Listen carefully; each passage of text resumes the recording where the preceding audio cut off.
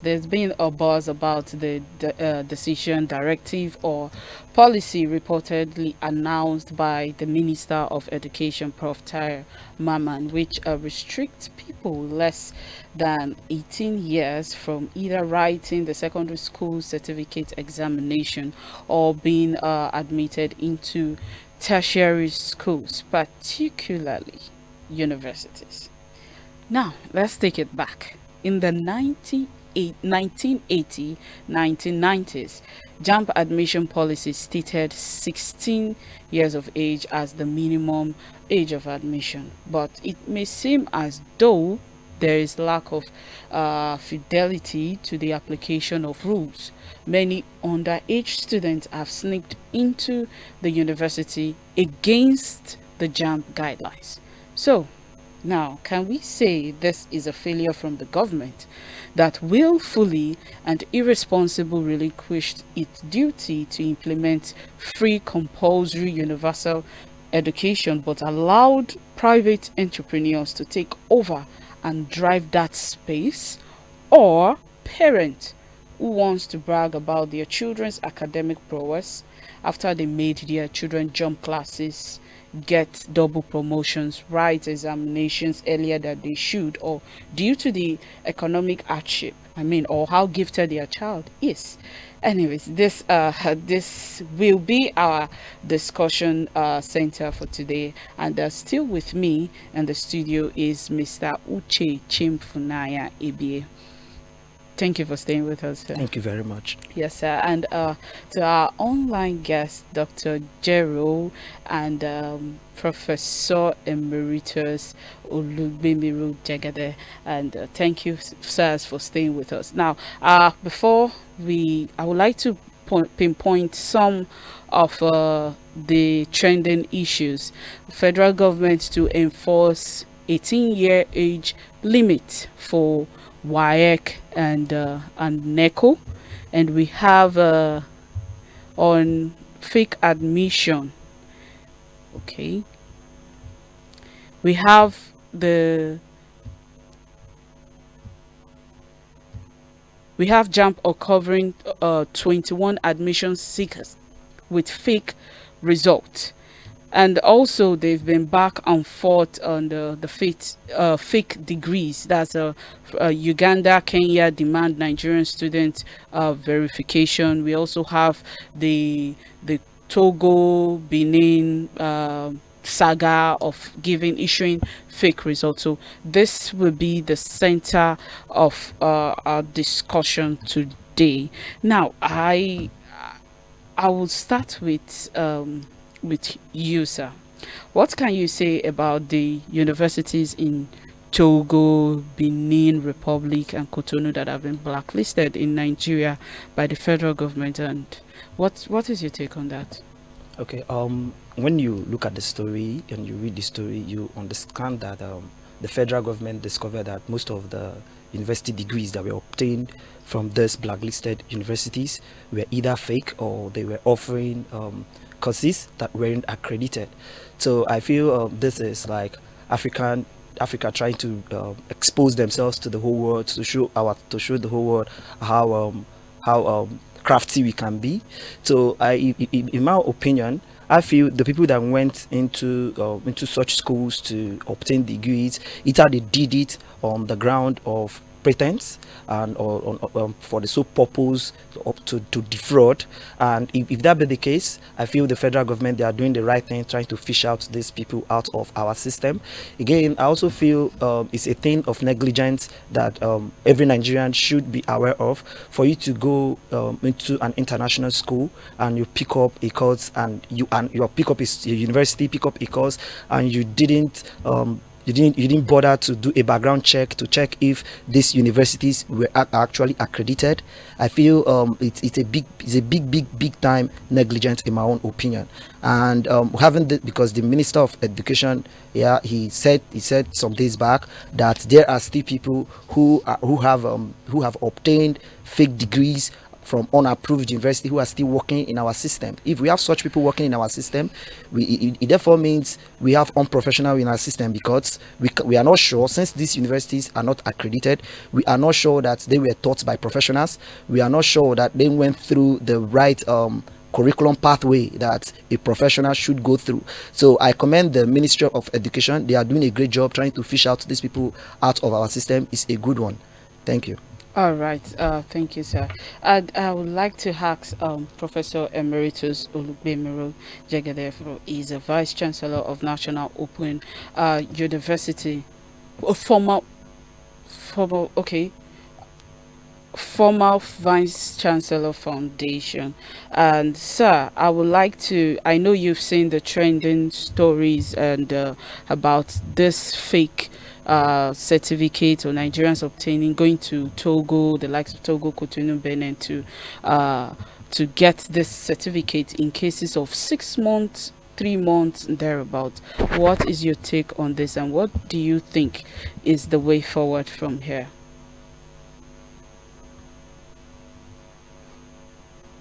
Premise my contribution by saying that in many cases, Nigerians attach so many things to decisions or regulations that don't seem objective, or they are not objective about. They attach, one, Nigerians attach sentiment. Two, they attach emotions. Three, they attach politics. And if all this don't help, or even in addition, they attach religion, they attach ethnicity. In a lot of national issues that must be discussed or raised objectively. So we don't, or most people don't ever want to stay on the right side of the law, of government. And Nigerians are known to be the most impatient people in the world. And of course, we know how. We see them every day in traffic. We see them in issues of lining up either in the hospital or at the petrol station. We see them in almost everywhere where Nigerians are the most impatient.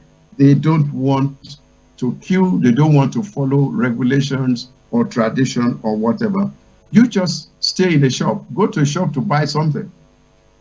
And you are buying, somebody comes straight from the back and over your shoulders is asking for something else.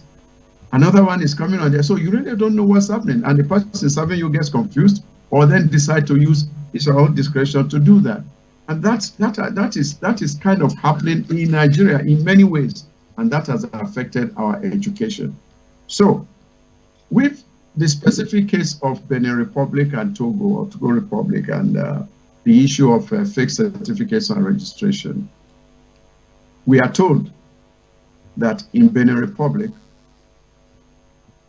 only 5 universities have been accredited by that country. I think we must know this, is by that country. And so then in Togo, that country has accredited 3 universities to run degrees. So these are what the Federal Minister of Education is acting upon. They did not just wake up one day to craft the laws themselves. They had to do it. They had to look at it and say, if these universities, if only this number of universities are accredited, and we are having quite a number of Nigerians taking degrees from non-accredited universities, that means they are bringing fake certificates, fake qualifications to our system. In fact, as has been said, some of them don't even need to go there. They don't need to cross to Cotonou. They sit at home. They network with certain people who sell them their certificates. And they are now in the system. We are told that for Benin Republic, or from Benin Republic, we have 21,600 people who have brought in fake certificates. From Togo, we have 1,105 people who have brought fake certificates. In fact, they say there may be more. They are in the system. But let's step one back to the history of the whole thing. A couple of years ago, a journalist a journalist did an undercover work, and he went to Benin Republic and said he wanted to get a degree. He was, within 2 months, he paid for it, he was given a degree, and he came to Nigeria. He also decided to register for NYC, and of course he was registered. So you could see what is going on. When government saw this, it was like a slap on the face of government. What are we doing? So government now decided to set. So why is it that nobody in the NYC, like now, he has done his NYC before, his information should be in the database. So I think at that point they should be, okay, there's a foul play, even though he was an investigative journalist. So but they should come up not only that. Sir? Yeah. So how okay, come that fine. nobody is actually, because from there I think now there is a problem even in our own corner. If you can't recognize that this person has served before and is coming again, I think it was at that point they are supposed to, like, okay, what is going on here, and the cry is supposed to even start from there. Correct. There is even an additional one which you might know. Okay. The Federal Ministry of Education has got a directorate that checks degrees. Okay. They check your certificates. And I still remember in those days when people, you know, when I was in the system too, people coming from abroad, from wherever, and they show their certificates, and within some time, the certificates are checked for their authenticity. But the question therefore is, what has happened to that system? Exactly. The second one is the one you mentioned. What has happened to the NYC system? It's all the kind of rot that is happening in the system. It's all the kind of inefficiencies, ineffectiveness, and lack of attention to detail that is happening around. But let's go back. Let me just go back to that to the story I was saying. Government set up a committee to look at what was going on. And so what we are seeing, what the Minister of Education has said, are recommendations from that report taken to the Federal Executive Council, and the Federal Executive Council approved that they should go on with what they need to do. And so they needed, of course, one, to stop accepting degrees that are not that don't come from accredited institutions. Two, that we must stop giving jobs to such people, and that's why the head of service and the secretary to government have been, their offices have been contacted. And the third one is to say, well, the people who are already in the system, what are we going to do about them? Good. And so government has taken a decision that from next year, 2025, this is will not happen again. Not take anybody, you will not accept anybody from that. Yes. And the ones in the system must be flushed out. So that is where we are.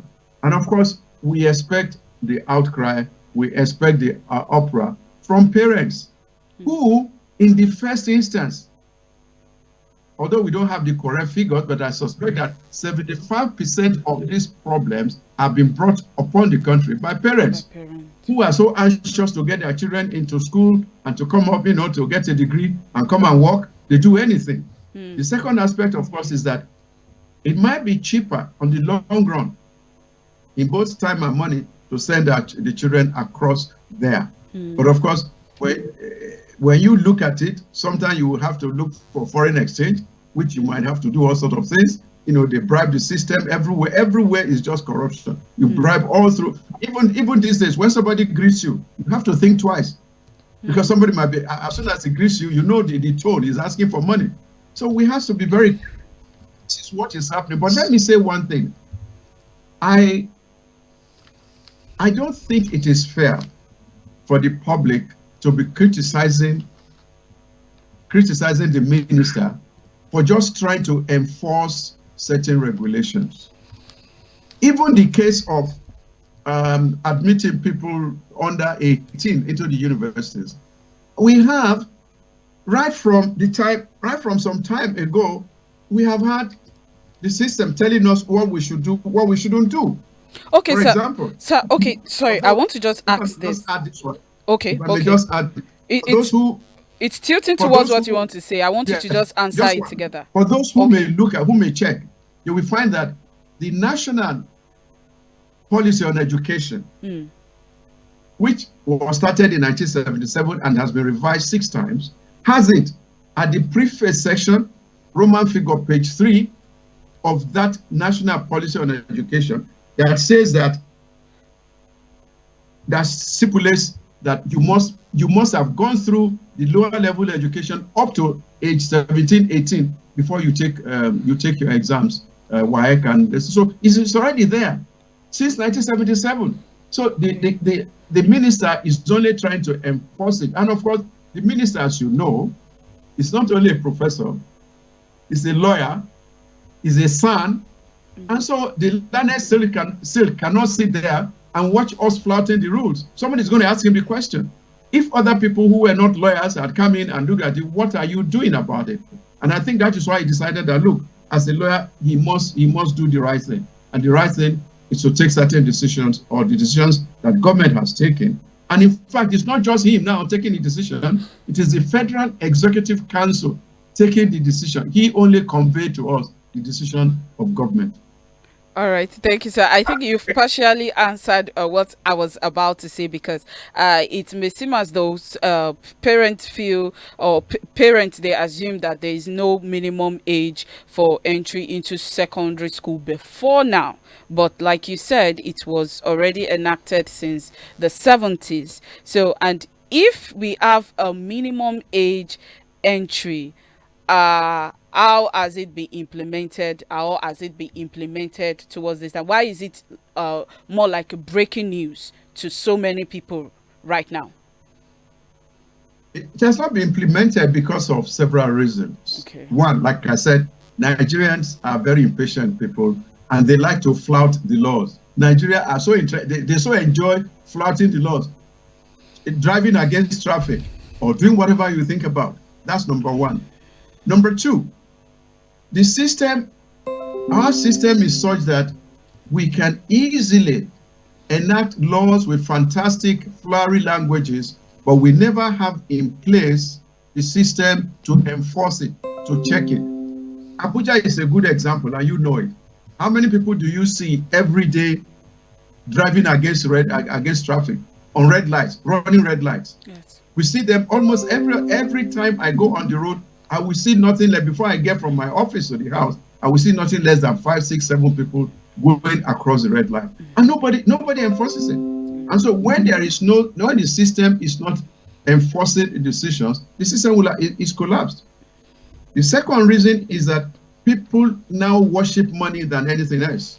And so even the people in the office, just for your file to move from one place to the other, they say, "Oh God, what you bring for us? What you get for us?" So once people are taking money, are taking bribes, they get compromised, and so anything happens. So that is the stage where we have to go back to the basics. Even JAM, as we're told, JAM started enforcing 16 years, which was wrong. Even though they tried, they started enforcing 16 years. They should have done 18. It's only now that the minister is saying no. The national policy tells us 18. So you must do 18, and that's why they have gone ahead to do 18, and we must do it. If we don't do, we're going to have lots of problems in our hands. We are going to have half-baked graduates. We are going to have fake graduates in the system. The system will be suffering. We will never get to the merit level we have. We are depending on it will no more be meritocracy, but mediocrity will be the one that will be ruling the system, and we already have it. Nobody can quantify the amount of damage the 23,000 people with fake degrees, fake results from Benin and Togo are unleashing in the system. But that's not, for me, that looks like the tip of the iceberg. What about other people who have come from elsewhere? What are people who have forged certificates?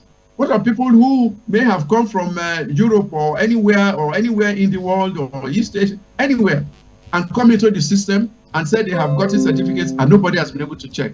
So we still have many more. But I think government is trying to use this as a scapegoat, as a test case, so that we can continue to flush people out from the system. But I think the question is, should the flushing now be immediate? Or should that be the answer? Or should government take another way, another soft landing that will be beneficial for both the parents, the graduates, and the system, and the government? I think that is where I believe you might want to look into. But if you want me to say one or two things on that, I can do that. All right, thank you very much, sir, for your contribution. We'll still, I'll further ask some other question, but I would like to ask Dr. JEROH, what is his thought as an educationist? What is your thought regarding this Togo, Benin, and Cotonou saga of forgery of certificate?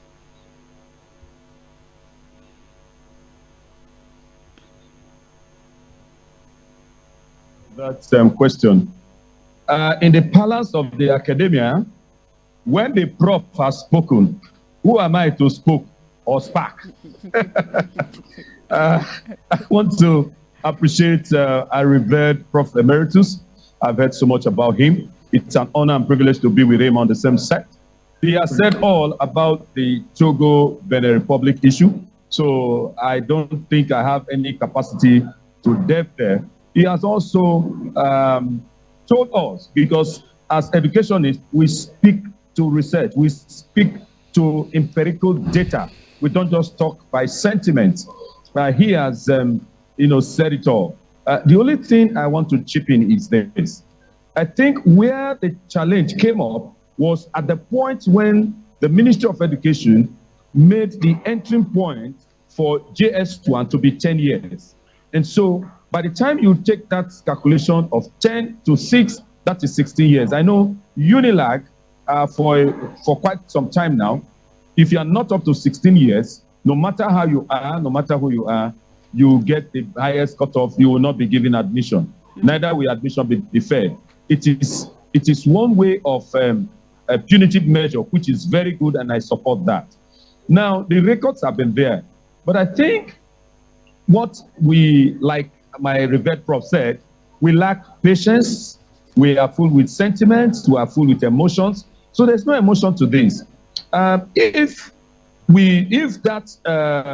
at the time I entered secondary school, you have to be 12 years old. And at the time we were finishing, when these schools were 5 years, at 17 years, we were entering the schools, we were entering university. So the age bracket then was entering schools at 17. But he has rightly said, this has been there. And you don't expect a professor, not just a professor of law, who knows the law, who understands the law, that a document is there, and he will now close his eyes on it. Then you may have to question his certificate as well. So for me, I want to appreciate the prof, who is an erudite scholar, that is the Minister of Education. He's doing wonders, and he's doing marvelously well. Let us take sentiments away. Let us take emotions away. Let us take religion away. Let us face it in empirical data analysis. The National Policy on Education is a policy document that guides and directs the government on the educational drive, on the way educational programs and projects, as well as implementation, ought to go. So if that is what has been on board in the National Policy on Education that has not been changed, somewhere along the line, it means that most of the persons that have been in offices compromised in one way or the other. Or probably when there was an extant circular with regards to the issue of students entering the secondary school at the age of 10, they did not make recourse to that document to now say that, okay, henceforth, this negates what has been there. So I think, like Prof concluded, we need to come to a roundtable. We need to have an understanding. For me, if we say that the age limit is 18 years, it means that entry point will have to be at 12 years at the junior secondary school. Therefore, in this case, we've had people who are into the school at this age of 10 years. So you may have to do a face-off. A face-off in the sense that those who have entered at this age will have to finish. For me, I feel that might be the right way to go. But again, Nigerians are not patient, like my prof, our prof had said. And so sometimes the best time cannot be any other time than the time you are taking the decision. Yes, many people may suffer the casualty, but I think if that is what is there, which is what it is in the National Policy of Education, I think we need to take a deep look at it, no sentiments attached. And then what I would now have to say is that such students that have finished at 16 years should not be made to go for A-levels. In other words, they should bring in A-levels. The A-level that was scrapped should be brought back. And when you now have the A-levels, that takes care of it. Because the truth is, we are having students who are not matured emotionally, cognitively, psychomotively, and affectively. These are the three domains of learning. They are not matured at this level. Education, I mean, at the university level, is not rice and beans. And so we need people who are matured, who can go into the system, that they must be independent. Yes, we know we have some people. You don't just tell us, oh, we have somebody who graduated PhD at 17. PhD at 17, is it to make name? What is the cognitive ability of that individual? What are the researches that individual has made? Is that individual an extraordinary scholar? These are the things we have to ask. And mind you, to take charge of this, the federal government has instituted the, I think we call it the UCHE Academy, to take care of the gifted child.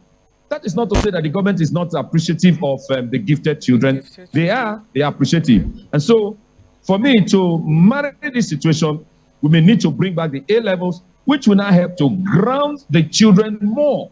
By the time they get to the university, they will now be more matured psychologically, emotionally, physiologically, even spiritually and religiously. Because once you are not matured, getting into the university, there are lots of challenges that the children will have. My prof has said it all, so I don't think I have anything to say further, rather than to give this suggestion on the way forward. But again, okay. I think I will have to doff my hat. Yes, for, just before, okay, let me just ask this. In what you said now, I want to just, with the age shift, are there going to be immediate or long-term consequences for these academic changes, or those children trying to attain some professional careers later in life? Of course, there are immediate and long-term effects on these issues. The immediate effect is that for those who are not up to, if it is going to be implemented immediately, it means that you have to get to 18 before you seek admission into the university. And then for those who, on the long term, you know, jobs have not been there, have not been created in the country, it's really been difficult. But then some of the job opportunities that are being created by the openings of new universities, new teaching hospitals, are also creating job opportunities. If you don't have matured people to man these institutions you are opening, then we're going to have, in fact, on the later long run, it's going to be more disastrous. So it is better to nip it at the bud right now.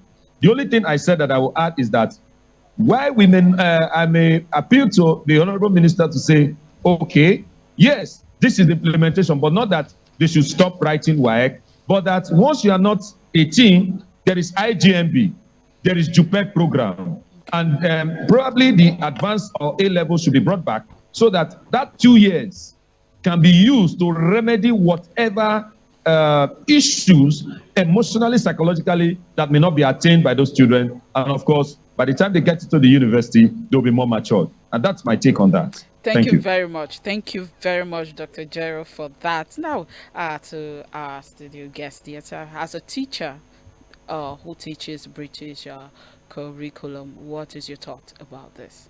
About the age limit? Yes, the age. Well, the people talking to us from online, they've stated that in National Educational Policy, we have age limits.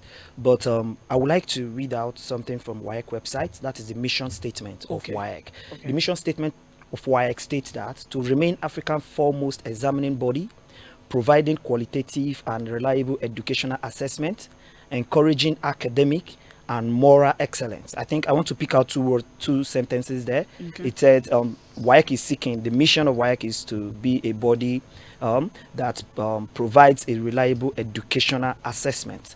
And he also says there that it wants to be a body that encourages academic excellence.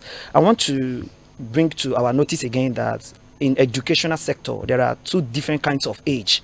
We consider one as the mental age. We also know another one known as the chronological age. Okay. What the Minister of Education here is laying emphasis on is the chronological age, and I am in disagreement with him because we have seen, as teachers, we have seen that mental age and chronological age doesn't work hand in hand. It doesn't go hand in hand.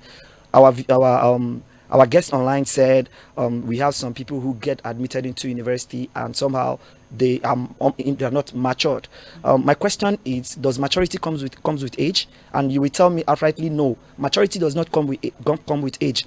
When you are saying students who are under 18 should not be allowed to take WAEC, as I read, what you are doing, you are trying to make the WAEC as an examining body. You are trying to make their assessment not to be reliable, which is in contradictory with what their mission statement says, because they want to be the foremost examining body in Africa. Because a reliable examination body and assessment body should be one that is willing to accept as many that are mentally matured and that are mentally of age to be able to take that exam. Another problem I have with this is they are bringing it a rule like one rule fits all. One rule should not fit all.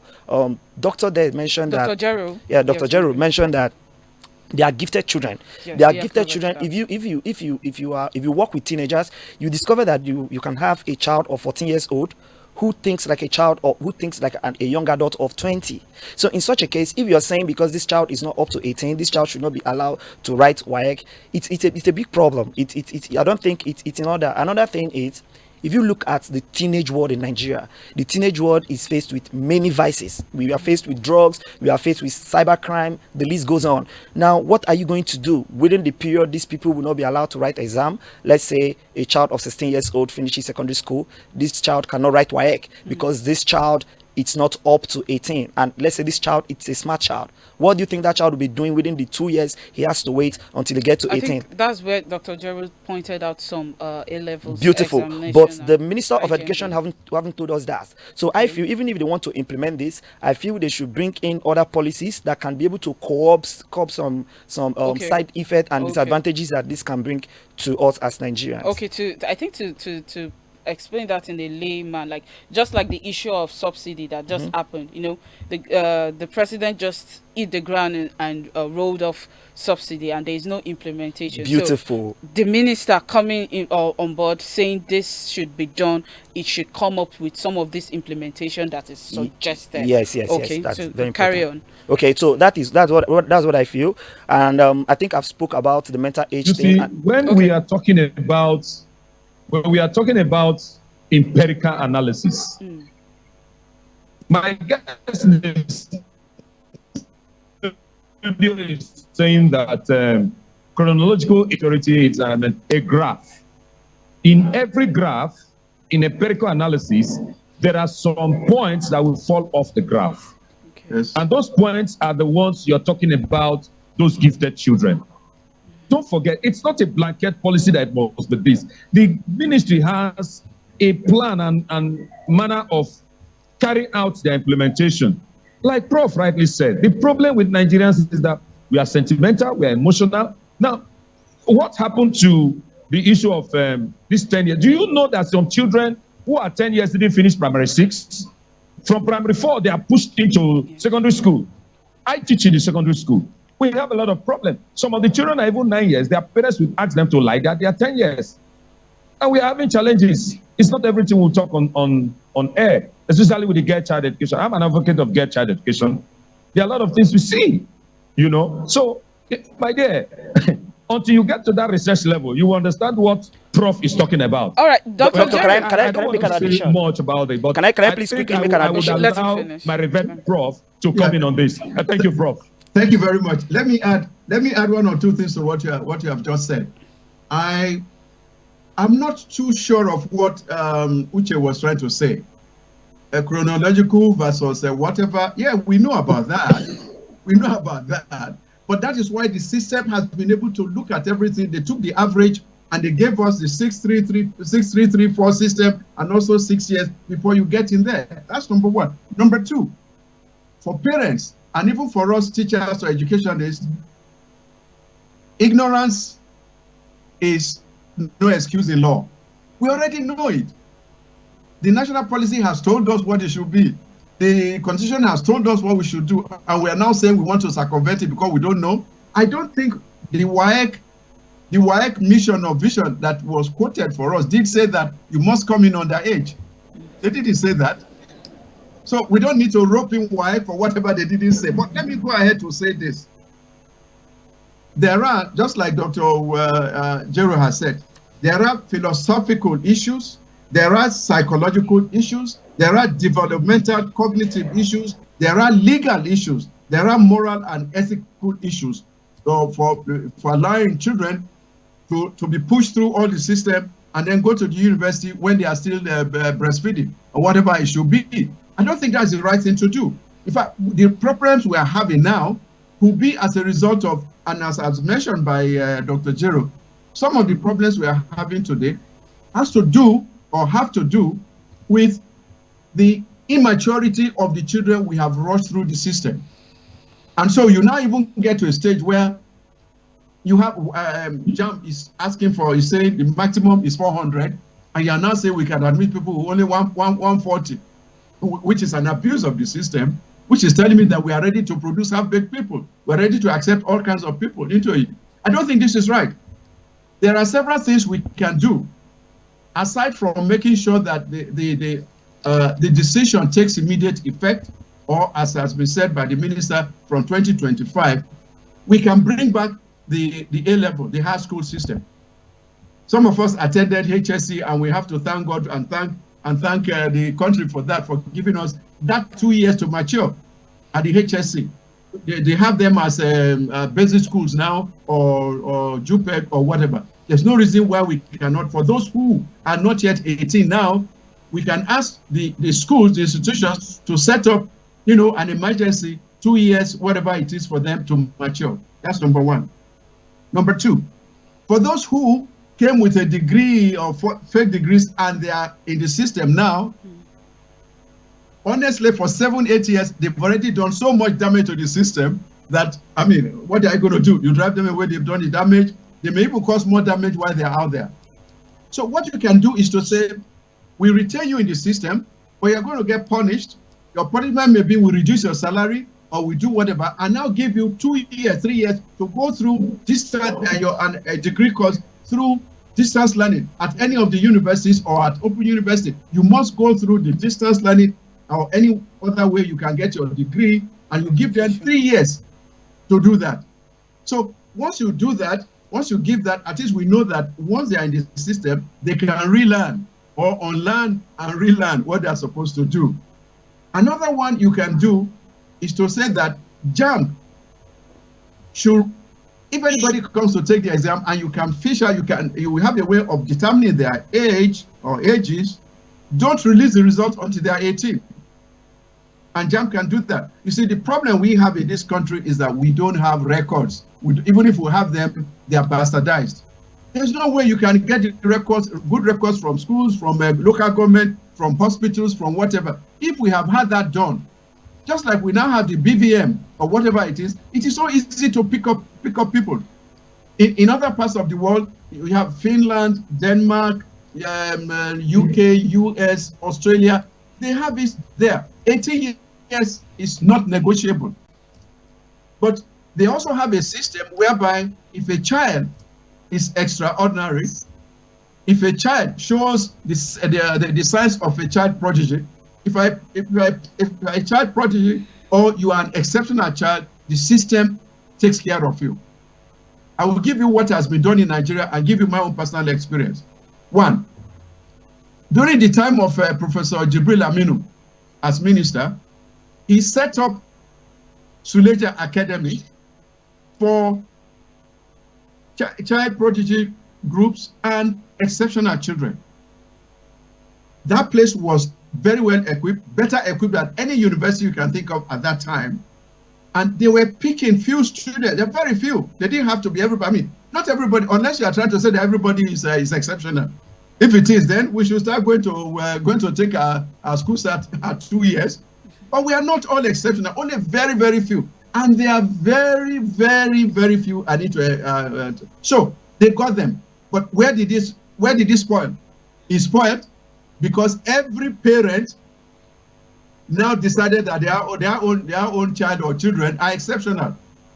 So people, and they were falsifying records, falsifying results, and of course, some people, some unscrupulous staff of the Ministry of Education were helping them. So all of a sudden, 1 year, you discover that almost everybody, you had more than 500 or 600 people who say their children are exceptional. And there's no way to test it. In other parts of the world, they will give you serious, strenuous tests, several kinds of tests to determine whether psychological or developmental or philosophical or whatever. They give you all these tests to determine who you are and where you can go. Now, let me give you my personal experience.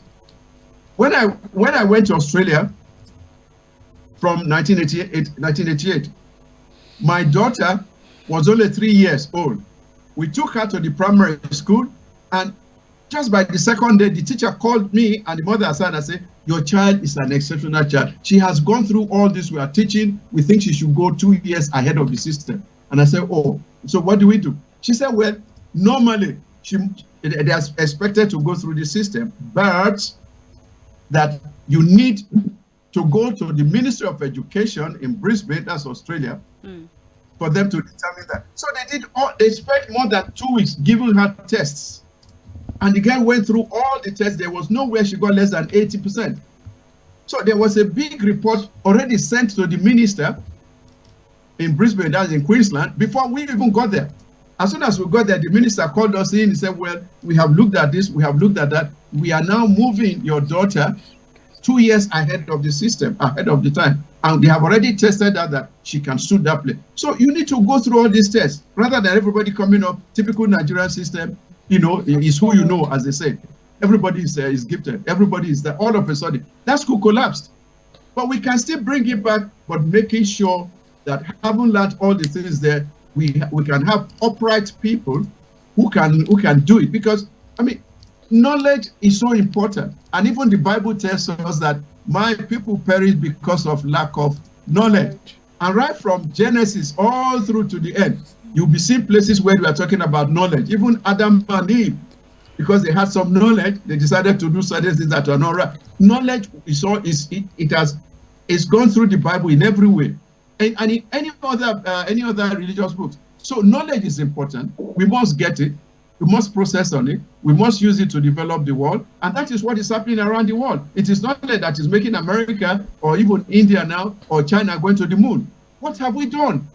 Where are so-called exceptional parents who say they have exceptional children? What have they done to sort out what? Now we are talking about digital literacy. Parents are not coming up to do anything. And yet, we are told that in the next few years, if you are not digitally literate, if you don't have digital literacy certificate, you will not get jobs in the civil service. You will not be promoted. You will not do JAMB exams. You will not do WAEC exams. You will not do NECO and all these exams. Nobody's talking about that. But everybody wants to rush their children all through the system, and so that they will be competing amongst themselves. I know that there are socioeconomic reasons why parents, for example, a mother in Lagos that is working, where the father and mother are working, and where they think they can take 2 or 3 children at the same time to school, rather than one after the other, it's cheaper for them, more economical, to take all of them to school at the same time, and then they now start manipulating so that all of them can finish about the same time, so that the ages will be falsified. That is not what it is. We are not this. You see, the system is not there for personal reasons. The system is there for national and economic, socio-economic reasons, for the community. So we must all toe the line. Nobody is above the law, and that's why the minister, as I said, who is a son and a professor of law, has said this thing must happen. There's a way we should stop this. He didn't come out with a cane, getting everybody. He's just directing us to what the regulation has said. And now people are abusing him and saying, no, it's wrong. He should be commended. He has pointed us to the right direction. It is left to us to abide. And if you don't abide by it, you fall through the cracks. And I think we must enforce this. I support that. But as we are enforcing it, we must have other things to ameliorate the system to make sure that people don't fall through the cracks. Like I said, have extra years and make sure that the people in the system have been given some time to go get certificates, to go get the right certificate from accredited institutions in this country. And then you also make sure that, they are paid one way or the other. Maybe they are paid halfway or half salary or something like that. There is no way any one of us can leave Nigeria and go to Canada or wherever or UK with fake certificates and think we can get through the system. Already, even within Africa, Tanzania, Kenya, or Zambia, they are already questioning our certificates. They are saying our certificates will be fake. They want us to. So we are already washing our dirtiness in the ocean. But it is good to do that in such a way that we tell the world that we are open, that they tell the world that we want the right thing done. We cannot, sweep anything under the carpet. And that's what a good country should do. That is what the giant of Africa should do. We should set the pace to make sure the correct thing is done. And we are seen to be doing it. Thank you very much, Professor. Thank you for that. And now, Mr. Uche, with all this discussion, and I'm sure there have been answers to your question, you were taking note some things to say. Now, I want to add to what you want to say now. I want to just briefly, can you state the percentage of these gifted children? Are they on high statistics? Secondly, there is also a report or a statistics that shows that I don't know, some of the children that goes to the university level are actually not matured enough to be in that, and they are the one that comes up with some kind of vices or some kind of bad things that start up in school, or fight and all of that that you know of. So now, just to the first question I asked, what is the percentage of the gifted children? Okay, I don't have the actual value for this percentage, but my argument with this decision, before I got interrupted, I'm trying to say that age is not a true measure of maturity. If the reason why the Minister of Education is saying or is reminding us that we should go back to the 18 years age limit is because of maturity, age is not a true measure of maturity. I feel the Minister of Education or the Ministry of Education should develop a better way to measure maturity, because it would be unfair on my child if I feel and I know my child is matured enough to cope in the university, but that child is not up to 18, and you're saying that child shouldn't be admitted into university because he's not 18. It's not a reliable decision, because age is not a true measure of maturity. Also, I wanted to bring to our attention that we have experienced the negative effect of hasty decision. Our president last year, his first day in the office, declared that fuel subsidy is gone without putting measures in place on how to deal with the things that will arise with this fuel subsidy, and we are suffering it today. The Minister of Education have come now.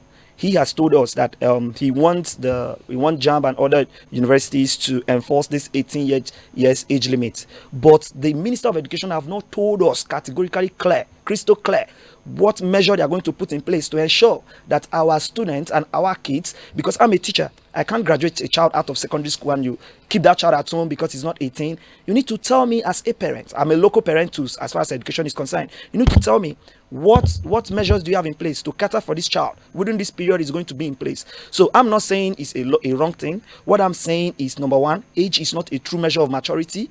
Maybe Professor should tell us how best we can measure maturity to show that a child who is 15 years old is no more matured than a child who... Now, you're bent on the maturity. How about intelligence? Let's not forget that is what the vehicle of which the child should move to the next class. If a child is less than 18 and we... Answer this one. Okay. Prof, Can I finish, Let please? me tell you, Mr. Uche. Hello, Sir, can Mr. I finish, Uche. please? Sir, Can I finish? sir, Can I finish? can Can I you finish? finish? Can I finish? For the Can I record. finish? Can I Sir, finish? For empirical, Can I Sir, finish? can you finish for his the point? record, Can I and for finish, empirical sir? analysis, age is a standard measure of maturity. Underline the word standard. Okay. You see, you cannot fault what a professor has said. That's not true. A professor is one that has gone through the ranks and file of research from the cradle to where he is. And you are talking about Professor Emeritus. UCHE, I'm sorry to say, don't fault my revered professor. He's a Professor Emeritus. Okay, and what sir. he has said is a standard of measurement, and that is what it is. Okay. Prof, you can come in. Wait, I'm coming. Let Can I me say answer- something? Can I let say me something? answer All right, Uche. can I say something? You First just- of all, he said he has no sorry. statistics. It's fine. So it's fine. that faults any argument. Whatever he's saying is faulted. He has no statistics at all to tell us. But second, he's also talking about age is not a measure of maturity. Where did he hear that? Where did you read that? Did you go through a faculty of education? Do you have a degree in education? How will you know that? If you did, you must have read Foundations of Education, Psychology of Education, where Piaget, John Piaget, I'm sure you must have heard of that. If you didn't, please go and read. John Piaget talked about cognitive development, where he says that at 6 years, a child is ready to move from pre-operational to concrete operational stage, where he now has logical thinking, where he can do the 3 R's of reading, writing, and arithmetic. And so he start to develop social skills. Then, if you talk about developmental psychology, following what Piaget has said, he said at age 18, a learner or a child has reached an emotional and social maturity. It allows for independence of thought. And the neuroscientists tell us that the child at that age, of age 16, can now do complex issues, can now do all the other things we are teaching them. But before that, the child cannot do that. That's why we're having problems. A child, you can't have a child amongst you and be discussing certain issues, and the child cannot make any contribution. So when you rush a child through, you're going to have that problem. I can't understand why a teacher will be saying, if a student goes through, you see, our teacher, which with all due respect, is talking about the normal, the old type of education, where once you get through a system, the child finishes, you say, well, he has gone through the curriculum, therefore he's okay. That is wrong. You have to look at other issues, other areas. I thought somebody was telling us that they tell you that you learn not only for knowledge, but for attitude. So these are the things we are talking about. If you don't have that, again, I would advise that everybody should go and look at Piaget development psychology, cognitive psychology, what he has showed us. And that's what we've been working with. A child, as far as I'm concerned, are you going to tell a child of 10 to go and marry because the child is very big? It doesn't show you, I say, because of age is not a test of maturity, because the child is tall and all, you say, we are 10 years, so we can go and marry. Although we know people are marrying at 13, marrying girls at 13, that's a different kettle of fish. The law should catch up with those people. But we are talking about education now. You cannot ruin the system by putting a child who is still, like I said it before, a child who still needs sweeting bottle. You cannot do that. You cannot graduate a child like that. They will ruin the system. In fact, they will also ruin themselves. That's why that's the kind of problem we have. I can understand that a certain percentage of the system are all clamoring. They are clamoring because they are parents. They are clamoring because perhaps they have private institutions, private schools, where they take money from anybody and school fees is very high. What we should do, Madam Moderator, is additional to some of the suggestions I've made, is that, you see, the system says our constitution, as well as the National Policy on Education says education should be free and compulsory.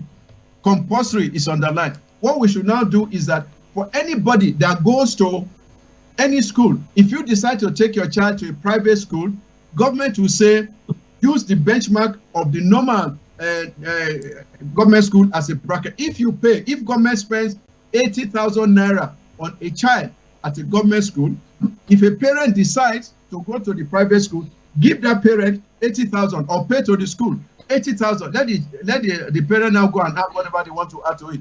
But they must go through the same system. They must go through the time. They must go through the years for all of us to be, as I've always said, Madam Moderator, I am saying that in the system, in a thing like this that concerns the whole country, we should not only be on the same page, Madam. We should all be on the same paragraph.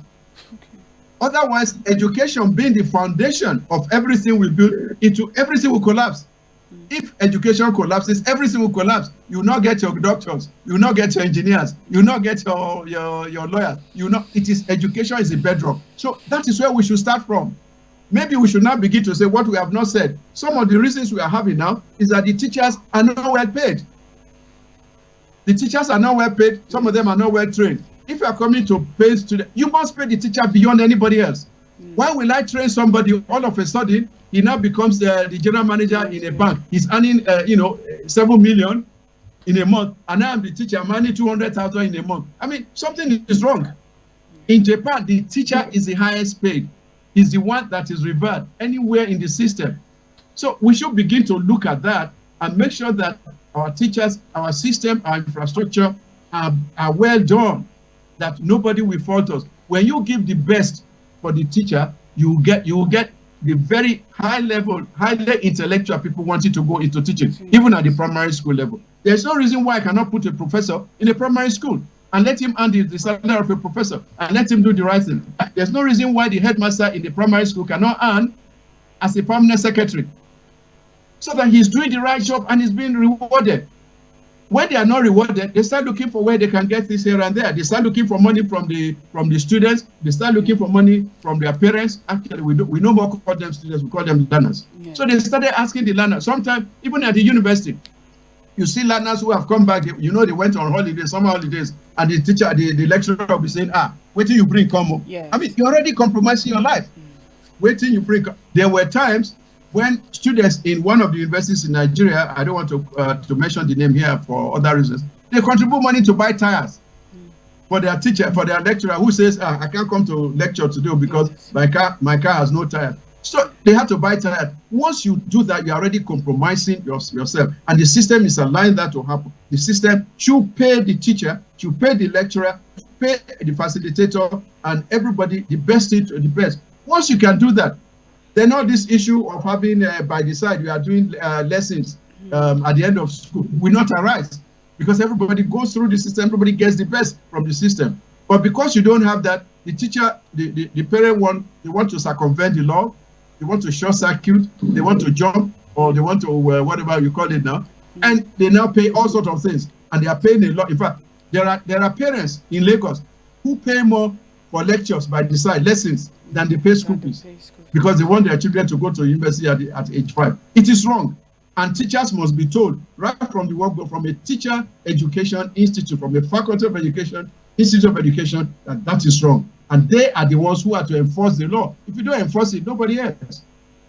Thank you very much, sir, Professor. Thank you, sir. I think he has stated lots of factors that has brought us to where we are today. Like, I'm even surprised that it shows that some of these things has actually gone around is actually right, because a lot of graduates out there, when you have a conversation with them, it's similar case to what is happening here is happening to almost everywhere in the country, which is sad. This is a call for the educational system. It needs an enforcement. It needs a reform. It needs, if we can just scatter and rearrange everything. So, Mr. Uche, you were saying something. I would like you to, because we've spent much time, but I would like you to let me try and see if I can finish in 1 minute. Okay. First, let me state that the fact that everybody agrees to something doesn't make it right. Yes, there was a time that everybody in the whole world was saying, there was a time black people were discriminated in the world, but now blacks, there is a lot of clamor for black people. So what I'm trying to say is, everybody agreeing to something doesn't make it right, irrespective of who the person is. So but it's fact. Yeah, I'm also going to give you fact right now. Okay. I'm standing on the fact that age is not the right tool to measure maturity, because I want to define maturity now.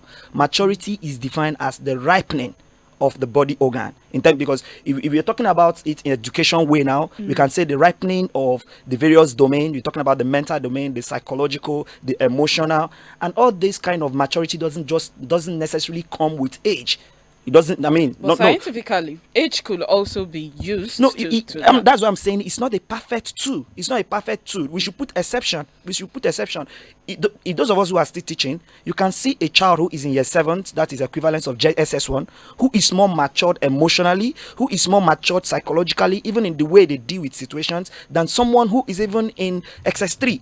So I feel, I just wanted to clear that age is not a true measure. It's not a perfect measure for maturity. If the concern of the Minister of Education is that students who are under 18 may not be matured enough to be able to cope with university, I think they should bring in better ways to measure maturity and ensure that even students who are below the age of 18, who have proven to be matured to be able to adapt in the university system, should be allowed to go into the university, instead of saying just a thing like doing something like one rule fits all. So age is not a true measure of maturity. It's not a perfect measure of maturity because of the definition of maturity itself. Even you will agree. If you have kids, you can see if we have situations where a child, the younger child in the family, exhibits all forms of maturity more than the one who is older. It happens. So in as much as I would say I understand what you're saying,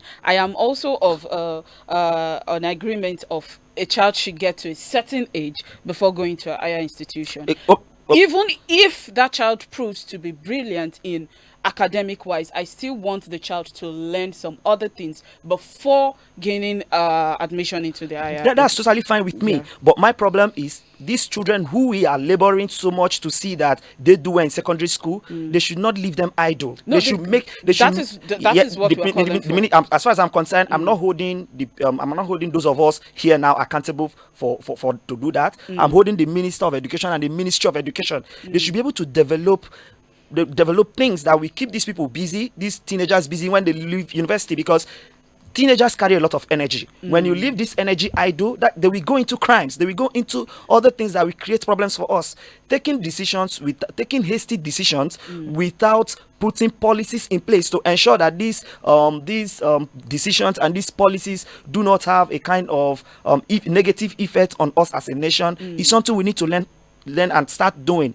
Our president took a decision last year, and today, even in this discussion, we've had that conversation. So that's just my point. All right. Thank you very much, sir. And now to Professor Emeritus, I just want to ask, as we wrap up the edition. I still want to dispute that notion that age is not a measure of maturity. A perfect measure. It's not a perfect measure. It is nowhere in any book that is telling you that. If that is the case, why does the Constitution say that is the age of consent? Anything lower than that, we are doing the wrong thing. You are raping a child. Anything lower than 18, that's number one. A child in Nigeria, anybody before the age of 18 cannot sign any lease agreement, cannot do anything. We have tried to suggest, I have tried to suggest about 4 or 5 things government should do right now to take care of all the children so that they don't go into the problems that UCHE is saying. But I think what we say is this: when you are pointing one finger at one person, the remaining 3 or 4 are pointing at you. You are pointing a finger at the minister. The minister is only saying what the country wants. He's only a person saying what we have decided, what the Federal Executive Council have decided. In fact, it is left to you as a teacher, which you and I and the other people, to sit down together and say, what can we help government with? You are saying all this. What have you reaching down to government? What have you suggested to government? Say this is what we should do. Sir, what is your advice? What is your advice? We need to look into that. Yes, sir. What is that? And the country needs to be on the same page. We all have to work together. Okay, this is not a quarrel. This is not an argument. Yes, we are saying what is good for the whole country. And so for 99.9% of the world, anywhere in the world, age is a true test of maturity. Sir, I would like to get your advice to the government and parents moving forward on this. For government, this is what I suggest we should do, and I've said it before. 1, for the issue of people coming with fake certificates who are already in the system, we may not just throw them away. As you say, don't throw the baby out with the bathwater. We should give them 3 years for them to go study via any mode, whether online or distance learning, and come up with the correct certificate that you want them to have, the correct qualification. So for those 3 years, you lower their salary, but they're in the system. If you throw them away, they might do worse things that you have in the system. That's number one. That's for them. For the parents should please, anytime you want to send your child outside the country, or even within the country, to any university, make sure you check that they are accredited. If they are not accredited, don't send them there. Like I said, ignorance is not an excuse in law. The fact that you are ignorant and you did something wrong doesn't mean that the law will not charge you to court, and that's what is happening. Parents should be less than anxious in making sure they push. That's what they call push. That's what they are doing. They are pushing the students through like a factory. It doesn't care, whatever age, just go through. They shouldn't do that. 3, parents should find other non-academic, social, moral education for the children. They should send them to Sunday schools. They should send them to other things, other community activities and holidays for them to learn some of these things that will take them away from just being totally academic. Yes, government should now make sure that for the children, you have, we may need to bring back the higher school certificate courses, or we go by establishing School of Basic Studies or JUPEP, or making sure that some form of A-level, some training for the 2 years or 1 year that a child needs to mature before he gets to, the child is enrolled in that one, and government should pay for it. Because everybody must be taken along. We must not leave anybody behind. Education is a very difficult. If you make a mistake for one person, just like we have done now for all the, it's affecting the country all through. So we should do that. The other point that they must do is that anybody now that goes to a private institution, the government pays for that child to the level that you pay for anybody going into federal government secondary school or university.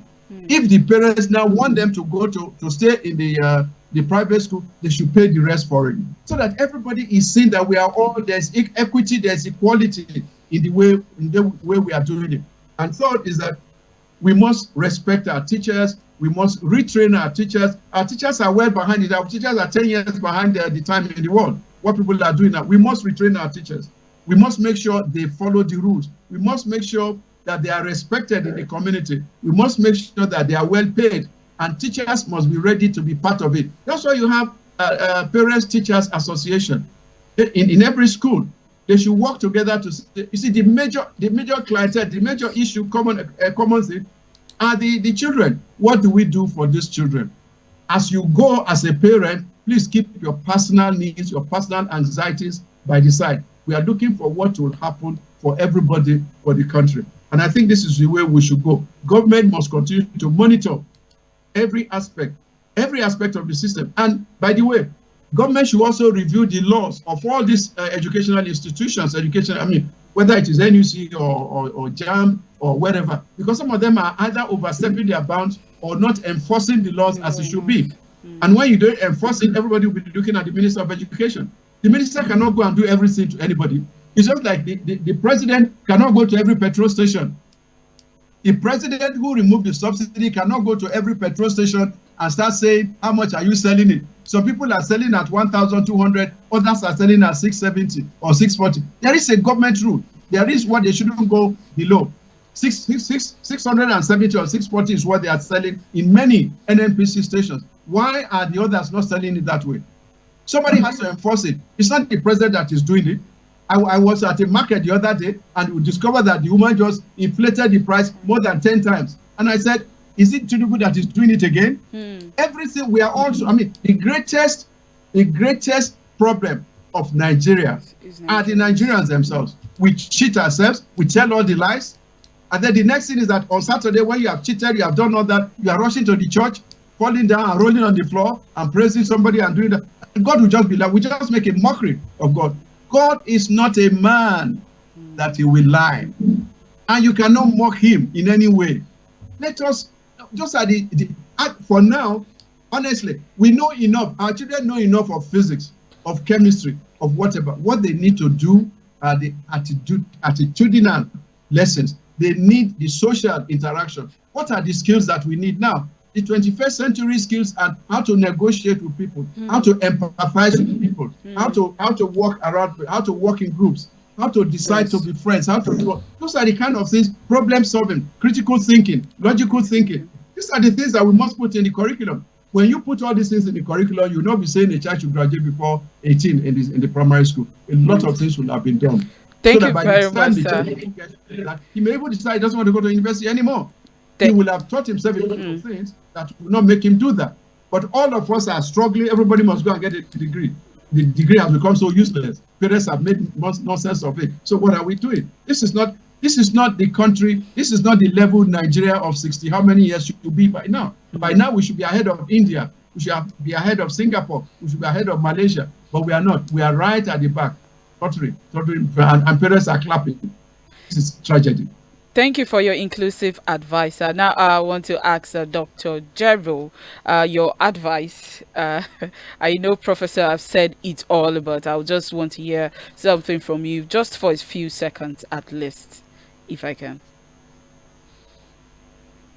Thank you, moderator. You said it that Prof has actually done it. Mine is on the comic level. I want to say that while we revisit every aspect of the policies and projects of government, I think we also have to visit the aspect of our leadership. The constitution has to be reviewed such that we'll not be talking about the presidency being a school sat, the governor being a school sat, and at what level.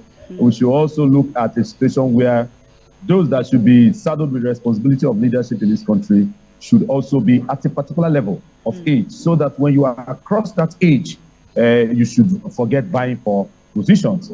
We should also take a look at that aspect. I think that will also help us and give us direction. For me, it's a privilege to be with Prof on this same sect. I want to say a very big thank you for the privilege to be here. And I don't know if Prof does not mind. I would have loved to have his number. I don't know how we're going to do that, all right, so that we can communicate from here. And then to Mr. Uche, I want to appreciate you. But I want to say that until I did my postgraduate diploma in education, I was also thinking the way you were thinking. So we need to upgrade. We need to build up ourselves. And I want to say this to all teachers that are watching. Whether you are a lecturer, whether you are in the poly, college of education, university, secondary school, primary, please update yourself. Now, by the time you update yourself, we are now in the digital era. The money you are looking for is not in the bank. The money is on the internet. And when you update yourself, you upgrade yourself, you become more useful. You become more useful and more vibrant for the nation. So, I think we lost him there. Thank you so much for Dr. JEROH for that. I think we lost him. All right, how about to you, Mr. Uche? Your advice, if you my advice is the plan of the Minister of Education and the Ministry of Education is a good plan. I'm still standing where I'm standing. The Minister of Education, before we implement this and we swing into action, the Minister of Education and the Ministry of Education and Nigeria as a nation should make sure that these students they are saying should not get into university before they are 18. Make sure there is something on ground that keeps them busy. All right. So as a teacher to parent also, parents should be inclusive. Yeah. The parent. That's why I said all Nigerians. You know, our teenagers should not be left idle. Okay, it should not be left idle, and there should be policies in place that should be able to monitor this process this time. Thank you very much. All right.